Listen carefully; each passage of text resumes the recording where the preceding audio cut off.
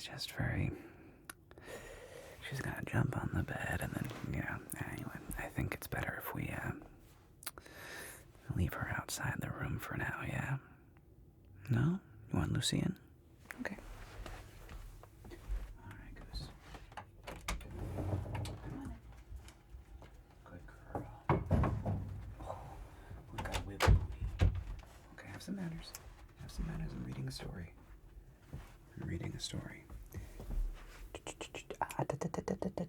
Manners. All the way. Good girl. Okay. Well, as long as she stays there, I think we're in good shape. So you wanted a story tonight. Okay. I think we were reading your grandpa's story, weren't we? Yeah, Jacques and the Magic Beanstalk, which was his take on kind of a revamped Jack and the Beanstalk, set in a more modern age. Right, it's the story of Jack's son, Jacques, and how he has his own magical adventure in the land of clouds and giants. Yeah? Okay, before I read the story, have you brushed your teeth? Okay, good. Give me a breath smell. Give me a ha. Okay, good. And you have your water ready. I see that you do. Nice. Alright, tuck yourself in. Get nice and cozy. And let's continue. I'll read a little bit of the last chapter, which is chapter 3. Then we'll go into chapter 4. So, the last couple paragraphs. Jack is climbing up the beanstalk, and he's about to enter the world of the giants. The rock seemed only to be about 30 feet thick. Remember, this is right where Jack is emerging. He's been climbing the beanstalk, Then the sides turned to gravel and packed earth, and finally he climbed up and out of this strange vertical tunnel like something climbing out of a well.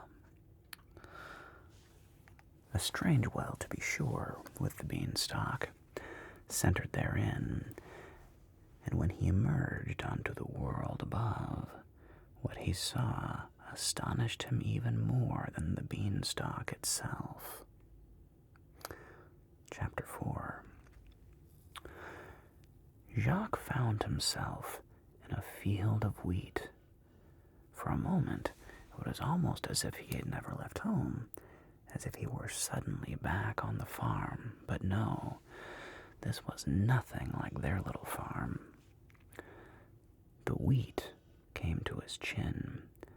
Not far away lay a very wide, well-traveled road. Some distance off to his right stood a vast forest of towering trees with amazing colorful bark. Had Jacques known his trees, he would have known they looked suspiciously like supersized eucalyptus trees. Do you know what eucalyptus trees look like? Well, I think they're from Australia originally. I think koala bears, cute little cuddly koala bears, they eat eucalyptus leaves as their main source of food. And they have kind of like a light, thin bark, and sometimes it's almost like multicolored. You can see greens and reds and like almost like purples and browns. It's a very pretty tree. Anyway, half a mile to his left stood an absolutely enormous stone castle with turrets and high stone walls crowned with battlements. For the moment, there seemed to be no one about. He was alone, and the time felt wrong. It seemed like late afternoon. He had started up the stalk in the early dawn. He thought it must be noon at the very latest, but it didn't feel like noon in this world. He recalled the words of the old woman.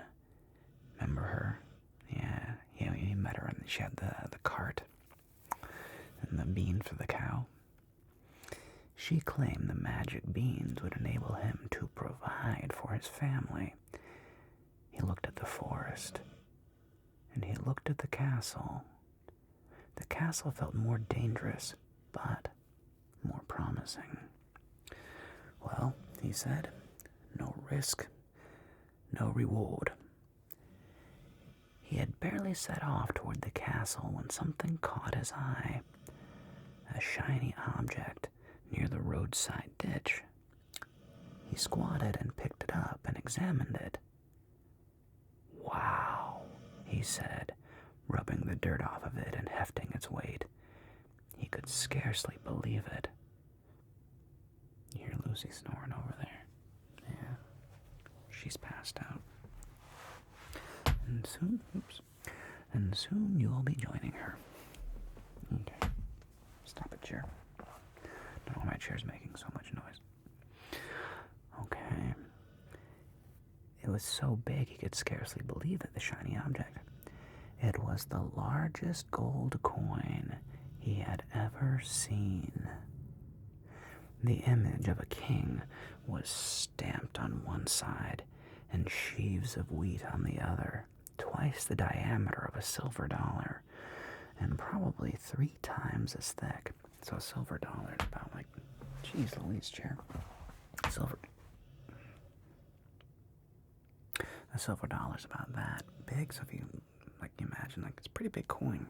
So this is like the size of a dinner plate almost. Well, maybe not a dinner plate, but pretty big.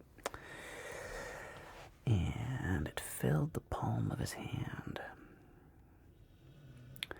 Jacques didn't know how many ounces it weighed, but he knew it was incredibly valuable. The old woman had been right. Jacques pocketed the heavy coin and returned to the beanstalk. For a moment, he worried that he might not be able to find it. The top of the stalk came level with the wheat. Hence, it wasn't obvious, and light was beginning to fade.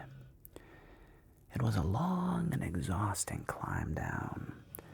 By the time Jacques arrived at the base of the beanstalk, he was weak and shaking and starving, and he couldn't help but notice he had been right about the time. The sun told him that in this world it was now early afternoon. The moment he entered the house, Gertrude Grundy started screaming at him. "Where have you been all day? What is that monstrosity in the backyard?" Before she could continue, Jacques reached into his pocket and held out his hand. She threw him a suspicious look, then leaned in a little closer to see what he held. Her eyes grew wide, and she snatched the heavy gold piece from his hand. For a moment, she stared at it in wonder. Then she licked her lips. "Where did you get this?" She looked into his eyes. "Where did you steal this from?" "I didn't steal it from anybody," Jacques said. "I found it." "Don't you lie to me, boy. You tell me the truth." "I am telling you the truth." As usual, there was no convincing her. "You want me to take it back?" Jacques asked. "Don't you get smart with me, boy," his mother snapped. "Besides," she said, her tone abruptly thoughtful, "why should we return it? We need it more than they do." Jacques had no idea who they might be. He only knew that if he had lost a coin like that one, he would want it back. Juliet approached Jacques and whispered, "Where were you?" Jacques led her upstairs to the bedroom Juliet shared with Jules. When the two of them were out of earshot from their mother, he said, "I climbed the beanstalk." Juliet's grew wide. "You climbed it?" Jacques nodded with a smile and looked a little smug. Her eyes grew even wider. All the way to the top. All the way. He smiled broadly.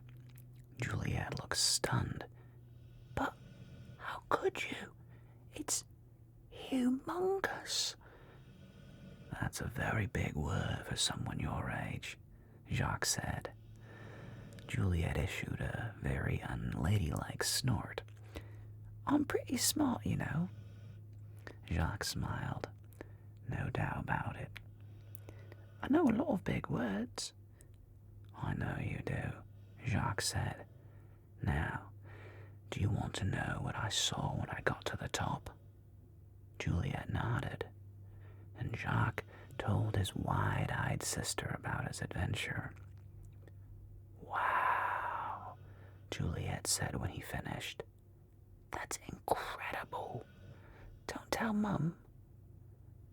She wouldn't care anyway, Jacques replied.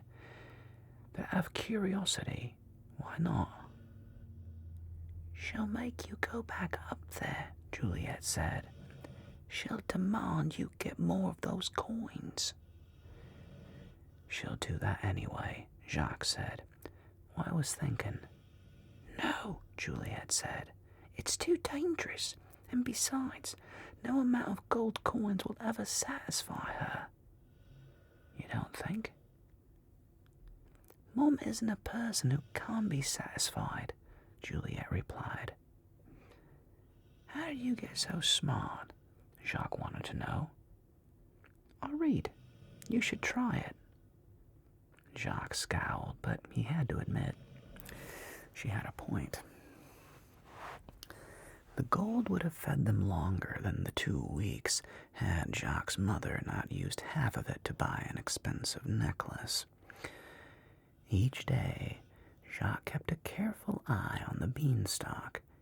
He worried it might disappear as magically as it had appeared. The cloud seemed to be a permanent fixture.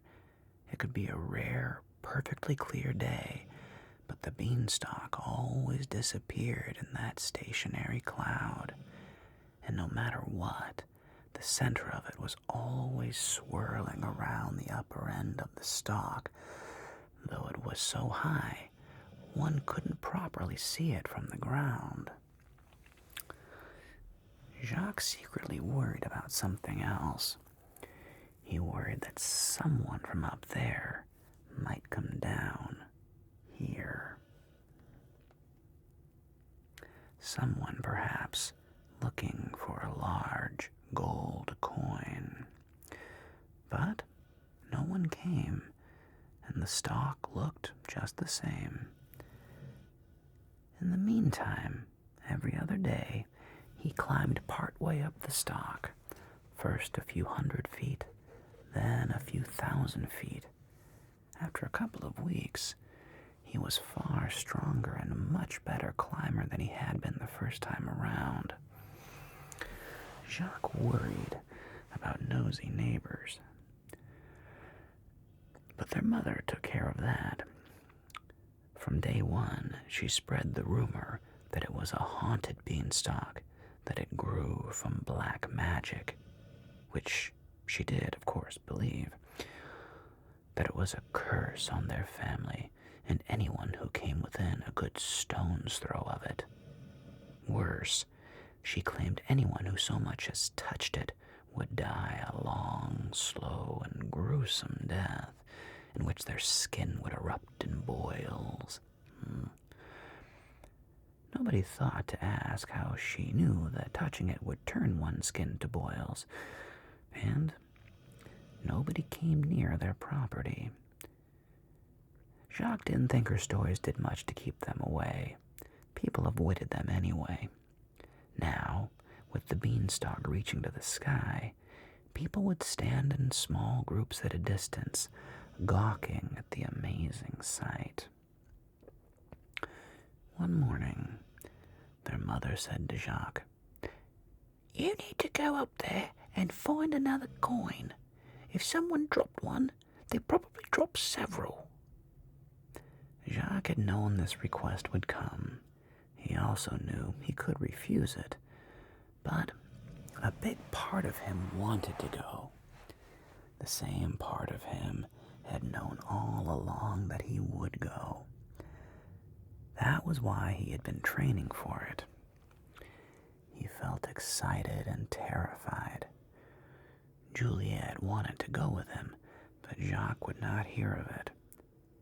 "There's no point in both of us risking our lives," he said. "It gets a little tricky up high. The branches get thin, and there's a lot of wind. If there's another gold coin, I'll find it." Juliet did not at all like staying behind, but she also didn't like the look of that strange swirling cloud. "It's the same as it's always been," Jacques replied. She made him promise to be extra careful. "You know me," Jacques said. "Safety first." "Right," Juliet said, rolling her eyes with a head shake. Chapter 5. A narrow... One more chapter. A narrow escape. Jacques donned a small backpack and pulled on a woolen shirt. He also found a pair of leather gloves. He climbed the stalk much faster and with far more confidence than the first time. Again, he reached the field of wheat at lunchtime, despite starting up an hour later. The sky was overcast, and once again it seemed to be getting on towards sunset in Giant Land. How, Jacques asked himself, can it be sunny down there and cloudy up here? "That's the problem with magic," he said softly. "You start changing the rules and everything goes out the window." And when it came to magic, he had never been in a place that felt more magical than this one. Jacques sat in the wheat, next to the tunnel between the worlds. He took off his gloves and opened his small pack and munched on a piece of ham and a hunk of cheese. He had just finished the cheese when he heard the clop, clop, clop of heavy feet and the sound of an enormously heavy wagon crunching on the nearby gravel road. The beanstalk entered this world about 10 yards from the road. Not wanting to be seen, Jacques stayed low and waited. Soon, the biggest wagon he had ever seen passed by. Heaped with giant fresh-cut oats, it was rolling toward the castle, pulled by a pair of enormous horses, twice the size of the huge Clydesdales in the beer ads. And the old man who sat upon the wagon driving them there was 3 times Jacques' height.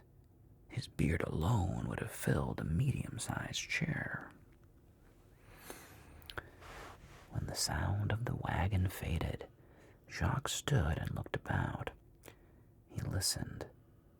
Nothing but the sound of the breeze and the wheat. The sky looked flat and gray. Jacques walked the short distance to the broad road, pushing aside the tall wheat as he proceeded. He stepped carefully to avoid trampling the wheat and leaving a path. When he reached the hard-packed road, he searched about for a few small rocks, keeping an eye out for gold coins. He found no coins, but he did find a handful of smooth, round stones. He placed the stones on the side of the road where he had emerged from the wheat and arranged them in a random way. When he was finished, the stones looked as if they might have been there for a very long time, but it was the only closely grouped collection in the area. He didn't think anyone would disturb them, and that was important. Without those stones to mark this spot, he could probably find his way back to the beanstalk, but it might take a very long time. As in his previous visit, Jacques headed toward the castle. It towered dark and ominous over the rolling countryside. He walked slowly, looking for gold coins, listening intently to every sound and keeping a wary eye out for others. As he approached the castle, he kept scanning the tooth-like battlements capping the castle's walls. He scanned the castle's towers and the narrow, tall bishop's hat windows standing dark and vacant high in the ramparts. He feared a castle guard might see him, but though he searched carefully, he saw not a single guard. That seemed rather odd. Perhaps, he thought, the giant who inhabited this castle did not feel very threatened. As he came within a few hundred yards, he could see the wooden drawbridge that spanned the castle's moat had been hauled up for the night. He felt mixed emotions about that. On the one hand, the idea of sneaking into the castle scared him to the bone. On the other, he had found no coins, and he hated the thought of returning empty-handed, not because of the wrath of his mother, but because of his sister and little brother. The family needed money to buy food. 100 yards from the castle, the field of wheat ended in a grassy area, the uneven grass clipped short as if grazed by sheep. Beyond the encircling lawn, between Jacques and the castle's wide moat, stood a small outer wall of stacked fieldstone about twice Jacques' height. Jacques looked all about, fearful he would be seen. He continued to scan the tops of the castle walls towering above him and the many vacant windows. He judged that the masons who built the castle must have been like those who built the cathedrals of Europe. They did amazing work.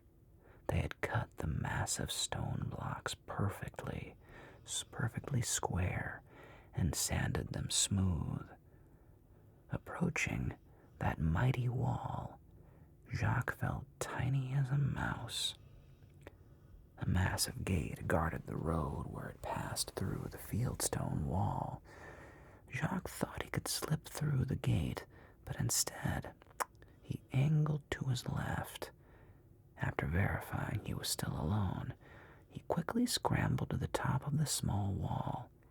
He intended to drop down on the other side, but what he saw before him caused him to hesitate. He squatted atop the wall, sniffed, and wrinkled his nose. It smelled like a barnyard, and indeed, that is exactly what it was. Dozens of pens and cages, separated by a maze of aisles, crowded the area around the fieldstone wall and the castle's wide moat. The aisles looked plenty wide to Jacques, but he could see how they would be narrow for a giant. To his left, pigs the size of ponies grunted and snorted. Ahead, there sat a cage the size of a small circus tent, and in that cage he counted at least 20 ducks. But not just any ducks. These ducks were the size of ostriches, big enough that a person could ride them if ducks could be ridden. For a moment, he imagined gliding along, perched atop the back of such a duck on a quiet lake. Wouldn't that be fun? To his right, where the drawbridge came down, sat a similar cage of gigantic chickens, standing taller than Jacques himself. Those chickens looked scary. Their sharp beaks were as long as his forearm. Oof. Scary. On the far side of the road sat another very large pen. It contained the largest dairy cows Jacques had ever seen. They quietly milled about, and they were so large their heads came even with Jacques, where he perched on the wall. Then he saw something that really made his eyes grow wide. Farther away, in a taller pen made of massive beams, he spied a dozen or so oxen. They were huge, the size of small elephants, and, strangely enough, they were deep blue in color, like the color of the ocean on a sunny day. You may or may not be familiar with the stories of Paul Bunyan and Babe the Blue Ox. If you are, now you know where they came from. Have you heard the story of Paul Bunyan and his trusty... Yeah, you've seen that cartoon? Well, apparently he came from the land of the giants. And our friend Jacques. Jacques saw nothing of value, and nothing he could possibly haul down the beanstalk. With night fast approaching, he was about to give up and return empty-handed. Then he spotted a lone goose in a small cage. Goose. Snoring goose. The cage sat by the road on a four-legged stand, adjacent to the chicken coop. Though normal in size for a goose, or perhaps a bit scrawny, the bird looked tiny compared to those giant chickens. Jacques would much rather bring home a gold coin, but the goose looked to be the only creature here small enough for him to carry in his backpack, and whatever he took had to fit in the pack. He needed his hands free to down climb the stalk. The poor goose wasn't much, but it would at least provide a meal. Jacques scrambled down from the wall and scurried over to the goose's cage. There, he slipped off his rucksack. The goose was clearly nervous, but he spoke to it in soothing tones. When the goose calmed down, Jacques opened the cage and petted it, careful not to let it escape. "I won't hurt you," he said, keeping his voice low. I don't know if I can say the same for my mother." He noticed a funnel-like apparatus beneath a fist-sized hole in the bottom of the cage. It looked like a small chute that came to the front. "It looks like you lay eggs," Jacques said. "Do you lay eggs? Because if you do, I will take good care of you." After a minute or two, the goose allowed him to pick it up. When he attempted to slip the bird into his pack, it panicked. The bird honked and nipped and flapped and struggled. Jacques finally got it into the pack, where it continued to struggle. He barely got the pack tied shut, which seemed to calm the bird, when he heard a shout. "You there! What are you doing?" Jacques threw the pack over his shoulder, turned, and ran. Fortunately, he didn't have to climb the wall because he was already at the gate. As he earlier surmised, he had no problem slipping through it. When he glanced back, he saw the pursuer, a young man, a boy perhaps, but he stood over twice as tall as Jacques, and he had very long legs. Luckily for Jacques, the boy was clumsy. The gate slowed him down because he had to climb over it, and Jacques, as you know, was extremely quick. By the time Giant Boy surmounted the gate, Jacques was 200 feet down the road.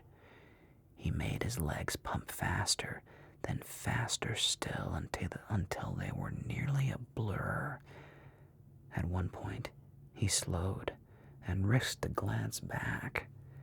The boy was still coming, but he was lumbering along, sucking wind a long way back. Despite those very long legs, something about being that big was not at all helpful when running. Jacques kept an eye out for his market of stones. When he spied the small collection, he ran past it, calculated that the gathering dust and his lead on Giant Boy would mask his move into the wheat. When Jacques ducked into the field, he bent low and took long, careful steps. As before, he worked his feet between the stalks, careful not to bend or trample them. A good tracker could have followed him, but he didn't figure Giant Boy to be a good tracker, especially in the evening gloom. Fortunately, the goose made no noise. He thought perhaps it felt safe, tucked into the small pack. By the time the Giant Boy approached the marker stones, Jacques was crouching by the passage between their worlds, and when Giant Boy passed by, searching farther down the road, Jacques started down the beanstalk. He climbed down through the swirling gray fog of the ever-present cloud. As usual, the cloud wetted the stalks and branches, making them very slippery.